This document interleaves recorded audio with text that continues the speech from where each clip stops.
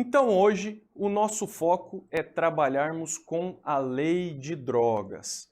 Antes de nós adentrarmos especificamente ao conceito de droga, aos enunciados jurisprudenciais mais importantes, eu vou chamar a sua atenção para uma recente alteração legislativa. Olha aqui comigo. Bom, então, a lei de drogas ela é representada pela Lei 11.343 de 2006 e, como uma lei ordinária, ela só pode sofrer uma alteração legislativa por outra lei. No ano de 2019, o legislador ordinário fez inserir o artigo 19A na lei de drogas. Esse artigo 19A trabalha com a Semana Nacional da Política Antidrogas. E olha só que curioso, ficou definido pelo artigo 19A que a Semana Nacional para tratar das políticas de drogas será a quarta semana do mês de junho. Pode parecer besta, mas essa questão já foi cobrada.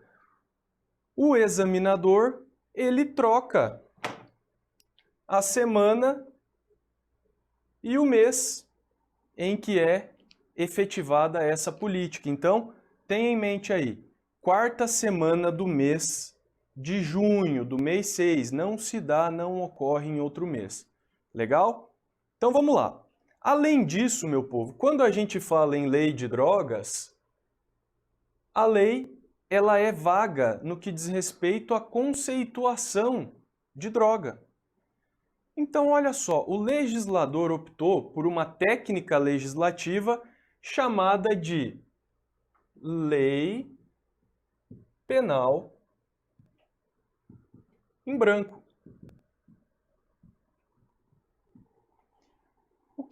No que consiste a Lei Penal em branco? A Lei Penal em branco é aquela disposição legislativa em que você precisa de uma complementação para alcançar a definição do preceito primário da norma. Então, a norma penal ela é dividida em dois fragmentos, o seu preceito primário, que consiste na definição da conduta, e o preceito secundário, que é justamente a tipificação, a previsão da pena. Tudo bem? Então, o que o legislador optou por bem fazer? Definir o crime de drogas como uma modalidade de lei penal em branco. Então, eu já sei que a lei penal em branco eu preciso de complementação para alcançar o efetivo significado do preceito primário. Mas vamos lá, essa lei penal em branco, ela possui uma fragmentação. Essa lei penal em branco, ela pode ser homogênea, ou ela pode também ser heterogênea,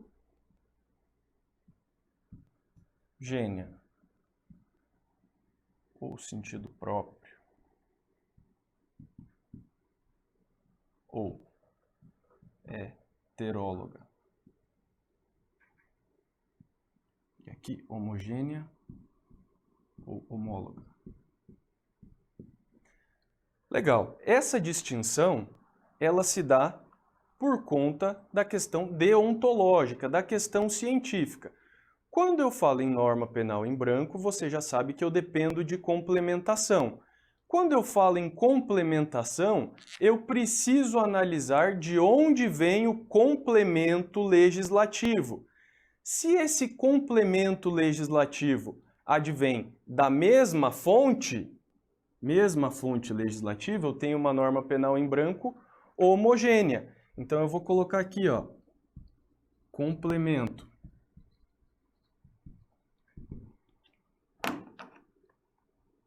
Mesma fonte legislativa. Já você vai entender onde eu quero chegar. E se eu estou diante de uma norma heterogênea, é porque eu tenho um complemento normativo distinto. Então, olha só. Complemento.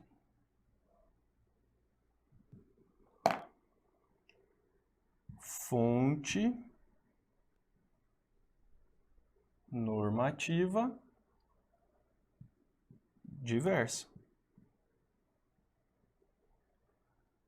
Beleza? Então tá, falando em lei de drogas, vamos abrir aqui o nosso artigo 1º da lei de drogas e o seu parágrafo único, justamente para identificarmos até onde conseguimos ir com esse ou com essa conceituação de drogas.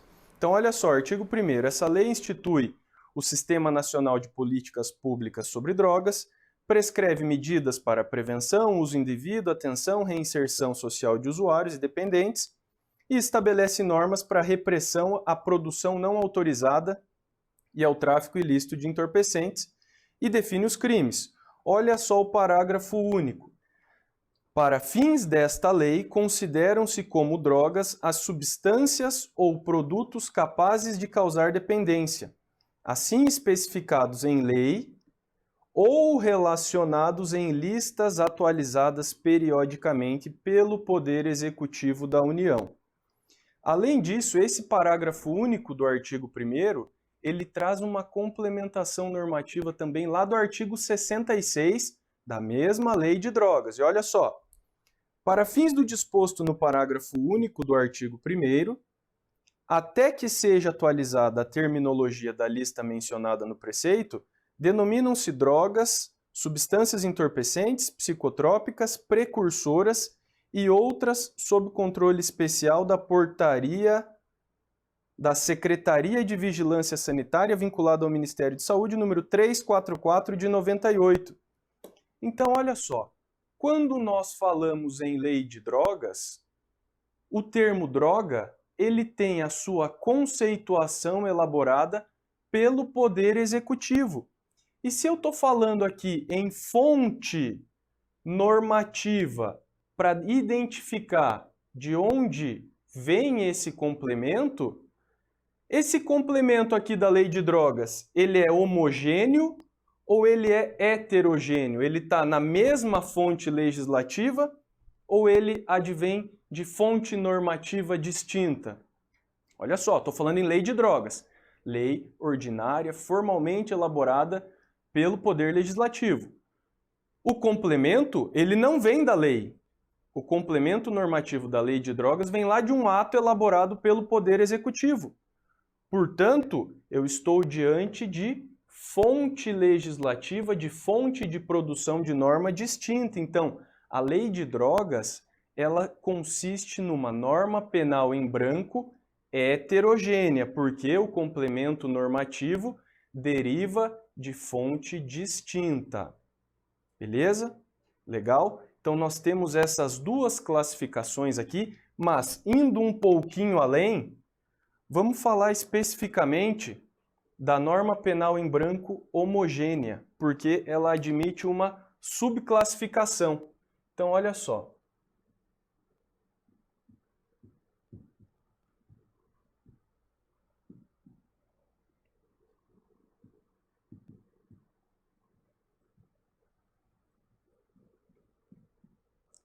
Então você já sabe que a norma penal em branco homogênea, ela deriva da mesma fonte legislativa, homo, dá a impressão de uma só estrutura. Legal. Essa divisão, ela comporta a subdivisão de norma penal em branco homogênea homovitelina e norma penal em branco homogênea heterovitelina.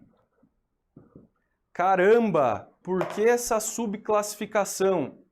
Muito simples. A fonte legislativa segue sendo a mesma. Porém, na norma penal em branco homogênea homovitelina, o complemento ele está dentro da própria lei.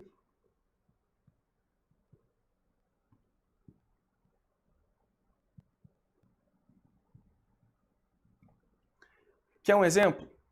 O artigo 338 do Código Penal, ele fala sobre o reingresso de estrangeiro expulso no território nacional. Então, o estrangeiro saiu do território nacional e entra irregularmente. Veja só. Esse artigo 338, ele depende de complementação do artigo 5º do mesmo Código Penal. Então, olha só, as duas normas são complementadas, tanto a norma que depende do complemento quanto a norma complementadora, elas derivam da mesma fonte. Beleza? Então, o complemento está dentro da mesma lei. Beleza? Em contrapartida, as normas penais em branco homogêneas heterovitelinas, olha só, como o nome já sugere, o complemento vem de outro ramo do direito.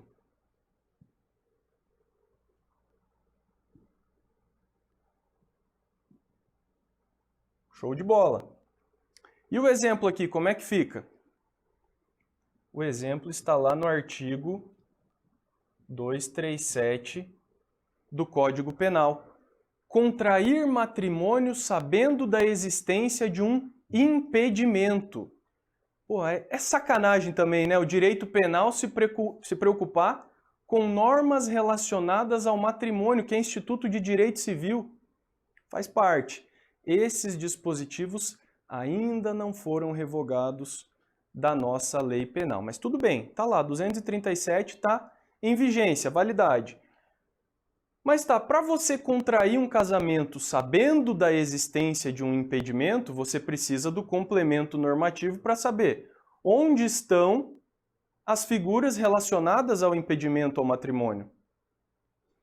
Esse complemento normativo aparece no artigo 1521 do Código Civil. Então, olha só, no primeiro exemplo, na homovitelina, eu tenho Código Penal complementando o Código Penal. É a mesma lei, é o mesmo diploma normativo.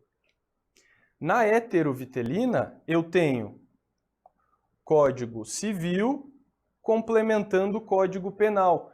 Eu tenho a mesma fonte legislativa, ambos são produzidos pela lei.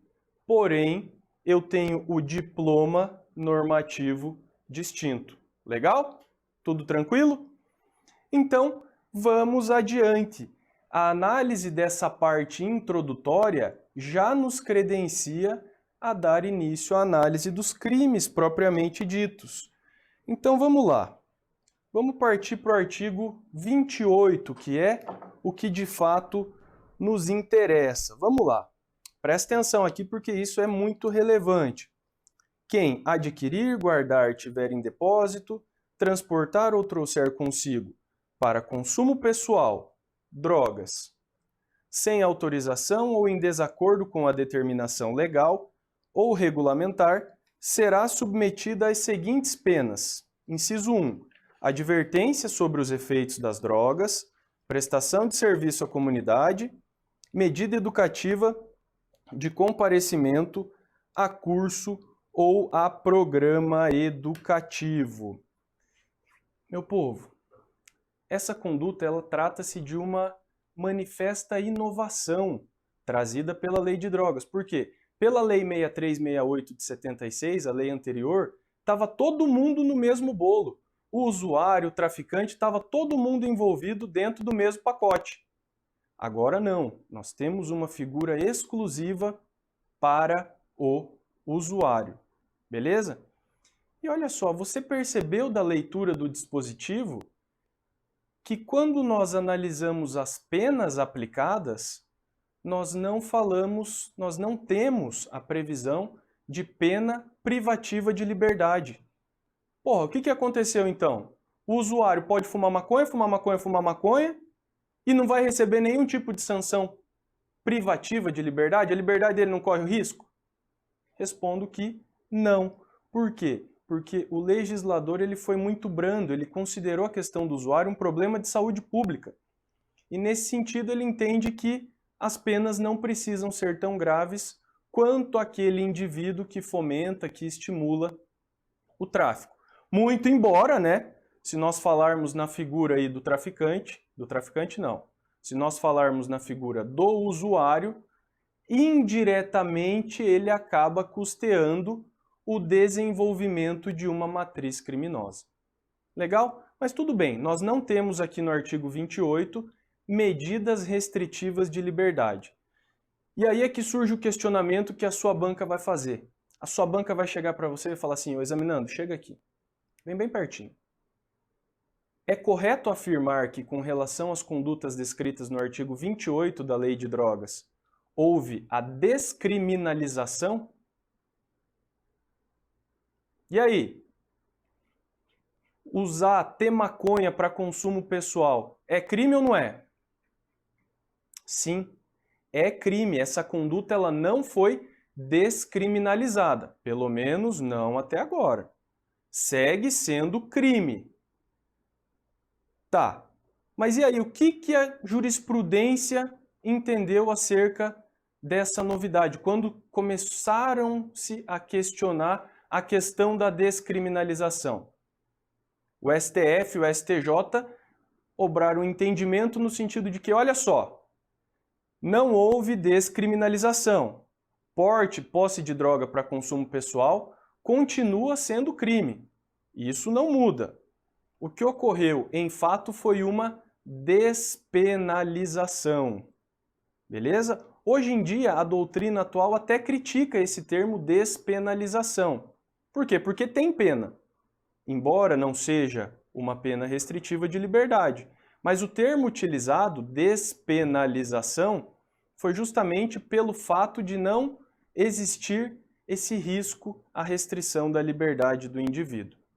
Certo? E a doutrina ainda sugere que fosse usado um outro termo relacionado a uma conduta desprovida de pena privativa de liberdade, enfim, porque se trata de fato de uma conduta que é muito branda. Mas tem pena? Sim, tem pena. Beleza? Mas olha só, se a sua banca perguntar qual é o entendimento acerca do artigo 28, tem crime, mas é uma conduta ou um crime despenalizado. Beleza? É isso que a sua banca vai querer saber de você. Legal? Outra situação que as bancas cobram, e muito, diz respeito às penas efetivamente aplicadas a quem pratica essa conduta do artigo 28. E, eventualmente, não é muito fácil de você recapitular. Então, vamos tentar fazer um mnemônico aqui, vamos tentar fazer um macetinho que permita a você lembrar quais são essas situações, tá? Então, olha só, vem comigo aqui.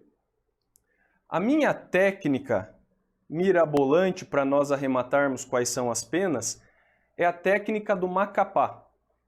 Só que ao contrário, tá? Então você vai fazer o seguinte.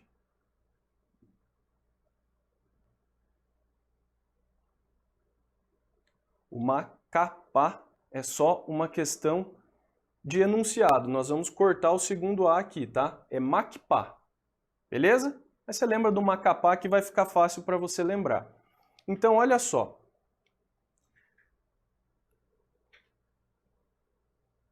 Penalidade de advertência. Penalidade de prestação de serviços. Comparecimento a cursos educativos sobre a finalidade da droga, sobre os malefícios do uso da droga. Tá, mas e essas duas figuras aqui? As últimas duas, o M e o A. Meu povo, essas duas figuras aqui não são penas, tá? Olha só. O raciocínio total aqui é para você construir todo esse quadro. Mas essas figuras aqui não são penas. Essas duas últimas são chamadas de medidas garantidoras. Vamos colocar aqui, ó. Medidas garantidoras.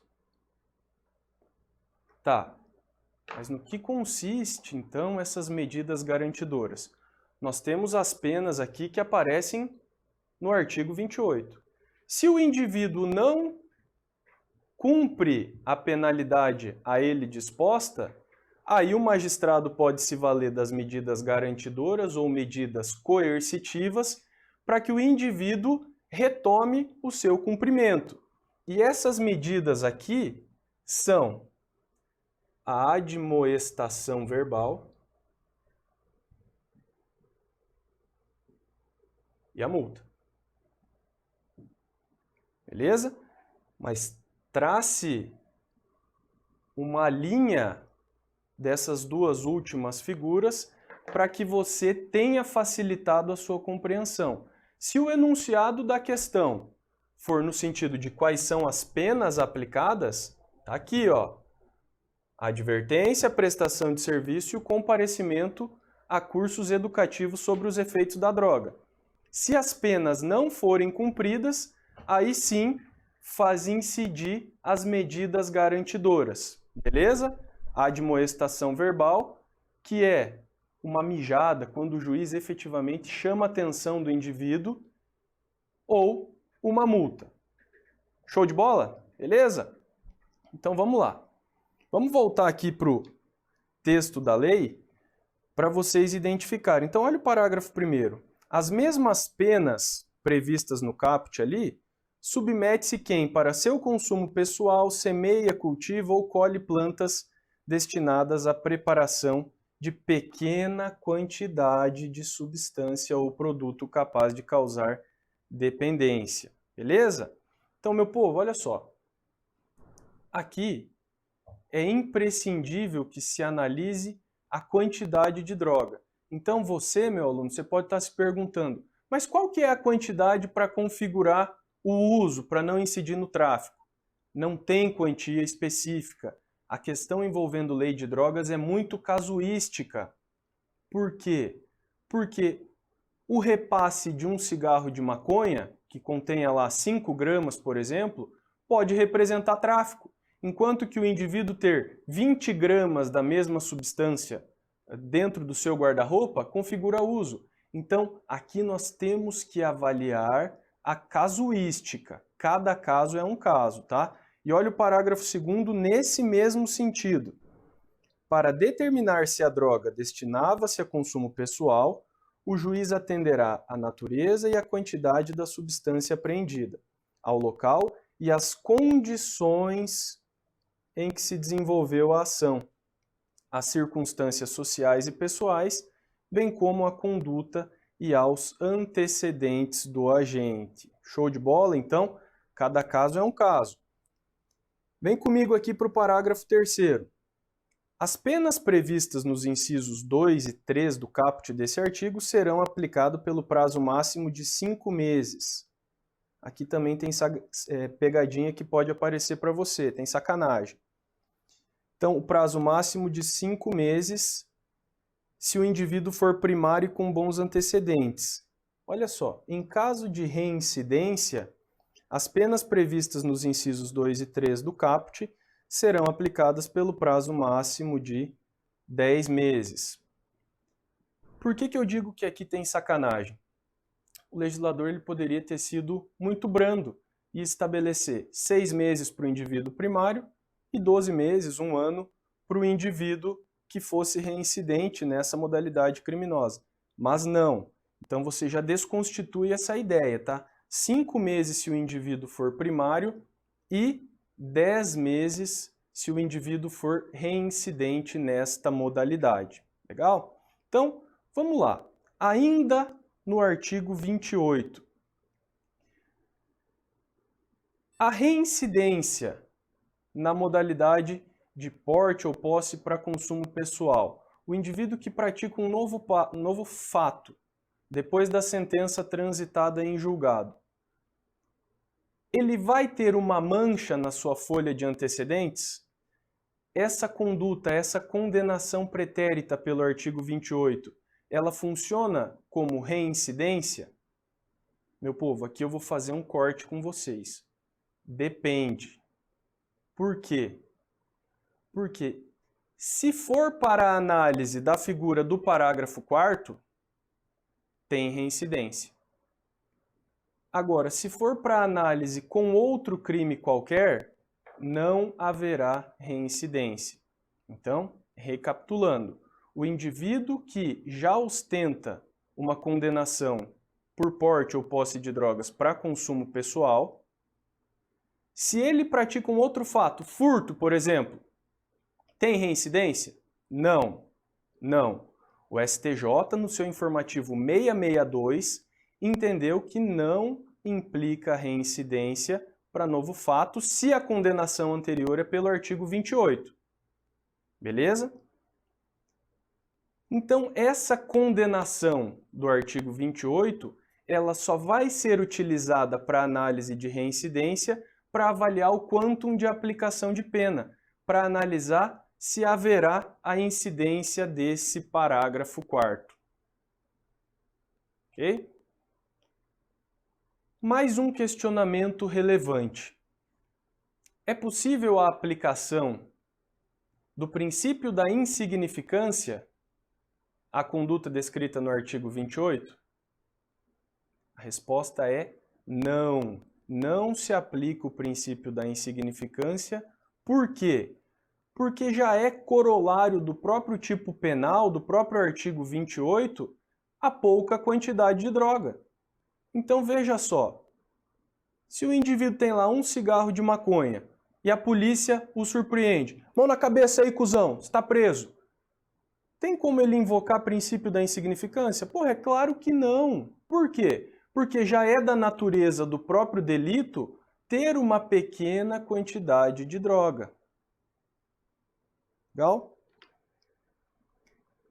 Então aqui o parágrafo 5º ele fala que o parágrafo 5º ele estabelece que a prestação de serviços à comunidade será cumprida em programas comunitários, entidades educacionais ou assistenciais, hospitais, estabelecimentos congêneres, públicos ou privados, sem fins lucrativos, que se ocupem preferencialmente da prevenção do consumo ou da recuperação dos usuários. Legal. O estabelecimento empregado para cumprimento da medida. O parágrafo 6º aqui ele traz aquela situação envolvendo as medidas garantidoras, para garantia do cumprimento. Então aqui nós temos as medidas coercitivas ou medidas garantidoras. Beleza? E o parágrafo 7º estabelece que o juiz determinará ao poder público que coloque à disposição do infrator, gratuitamente, estabelecimento de saúde, preferencialmente ambulatorial, para tratamento especializado. E olha só, aqui falando a respeito da aplicação da pena de multa. Na imposição da medida educativa que se refere ao inciso 2 do parágrafo 6º do artigo 28, o juiz, atendendo à reprovabilidade da conduta, fixará o número de dias multa, em quantidade nunca inferior a 40, então de 40, e não pode ser superior a 100. E o valor de cada dia multa vai de 1/30, então 1/30, divide um salário mínimo aí por 30, até 3 vezes o valor do maior salário mínimo em vigência. Beleza? E esses valores aqui, que forem pagos a título de multa, serão destinados ao Fundo Nacional Antidrogas. Já vi questão cobrando a destinação desse recurso. Então, o recurso ele é direcionado ao Fundo Nacional Antidrogas. E por derradeiro aqui o artigo 30 estabelece que a prescrição para imposição de pena para a figura do artigo 28 se dá em 2 anos. E aí você respeita naturalmente todas as outras situações envolvendo o Código Penal lá no seu artigo 107, 109 e seguintes, envolvendo a extinção da punibilidade. Legal? Então, em arremate, só mais uma observação. acerca desse delito. Para a figura prevista no artigo 28, como nós falamos, não cabe nenhum tipo de cerceamento de liberdade. E por isso também, para essa modalidade delitiva, não se imporá, vou colocar aqui, artigo 28, para essa modalidade, não se imporá prisão em flagrante. Joia? Olha só. Não se imporá prisão em flagrante. O indivíduo surpreendido pela posse ou pelo porte de drogas para consumo pessoal tem assegurado esse direito. Não pode se aplicar prisão em flagrante. O raciocínio é justamente o seguinte: se o indivíduo não pode receber pena privativa de liberdade quando condenado, não há razão para você cercear a liberdade dele previamente. Então, para a figura descrita no artigo 28, não se imporá prisão em flagrante. Legal?